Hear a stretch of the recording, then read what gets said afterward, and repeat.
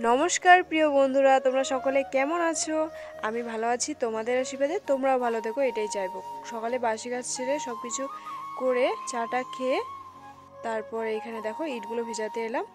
তো আজকে বারান্দার গাঁথনির কাজ আছে। এখানে আমার ছেলে জল ভরছে, এই পাইপলাইনে জলের সিস্টেম করে দিয়েছে। আজকে 3 দিন হলো সরকার থেকে দিয়েছে এটা। তো এখানে দেখো লেবার চলে এসেছে কাজের জন্যে। আজকে বারান্দার কাজ হবে, এখানে গাঁথনি হবে। দেখো কত করেছে এই মাত্র। তো কালকে খুঁটি গাড়া হয়েছিল, আমি চলে এলাম ওদের জন্য চা বানাতে। তো ফার্স্ট আমি চাটা না বানিয়ে আগে পোগোকে একটা বিস্কিট দিয়ে নিলাম। ও এইগুলো বিস্কুট খুবই ভালোবাসে খেতে, যে কোনো বিস্কুট খায় না।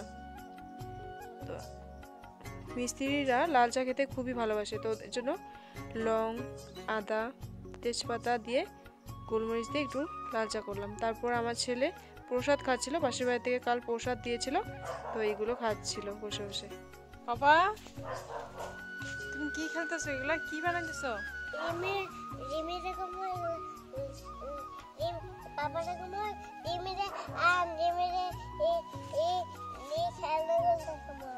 এটা কি খেলনা? বাক্সর খেলনা। খুবই খিদে লেগেছিল বন্ধুরা, তো বুঝতে পারিনি কি করব। তো আমি জানি যে আজকে শনিবার আমাদের নিরামিষ, কিন্তু হ্যাঁ, মাসের 5টা শনিবার কিন্তু নিরামিষ খেতে হয় না। একটা দিন শনিবার তোমাকে আমিষ খেতেই হবে, তো এটা নিয়ম আছে। তো তাই জন্য আমি এই নিয়মটা করি। আজকে এই যে বাঁধাকপির চাটনি করব সকালে, এখন একটু ভাত খাওয়ার জন্য, কালকে ভাত রয়েছে। তো এটা করতে করতে ঢাকা দিয়ে আমি চলে গেলাম কিছু একটা কাজের জন্য। তো এইখানে দেখো এই যে কোলবালিশটা দেখতে পাচ্ছ, এটা এখন ফাটিয়ে আমি এখান থেকে কাপড় বার করব। মানে ওইটাকে, কাপড়টাকে ছিঁড়ে এই কাপড়গুলোকে বের করলাম। আমাদের পুচকার কিছু ছোট ছোট কাপড় ছিল, তো পাশের বাড়িতে একটা বাচ্চা আছে, ওর জন্য কিছু কাপড় বের করে দেবো আর কি।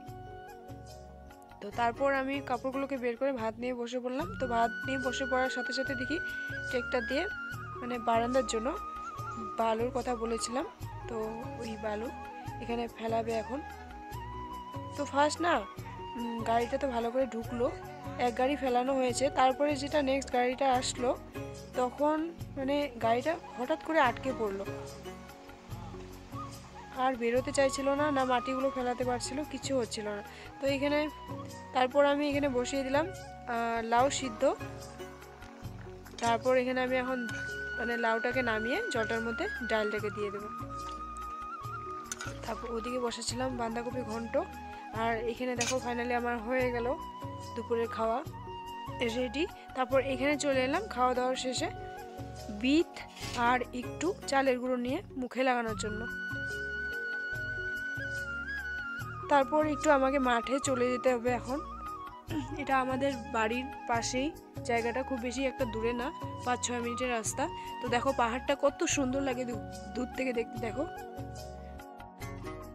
এই পাহাড়ে না পাহাড়ে মেলা হয়, তো সবাই জানে, যারা যারা চেনো এই জায়গাটা নিশ্চয়ই চিনতে পারবে। তো দেখো জায়গাটা ভিডিও করার জন্য কত একটা সুন্দর ভিউ। দেখো মানে ভিউটা অতটা সুন্দর, মানে ওখানে দাঁড়িয়ে আমাকে মানে এতটাই ভালো লাগছিল, কি বলবো তোমাদের।